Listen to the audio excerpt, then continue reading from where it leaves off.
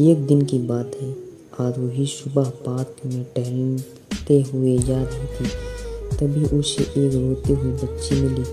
आरोही ने उससे रोने का कारण पूछा तो लड़की ने बताया कि वह जिस गुड़िया से खेल रही थी वह इसी पार्क में कहीं खो गई है।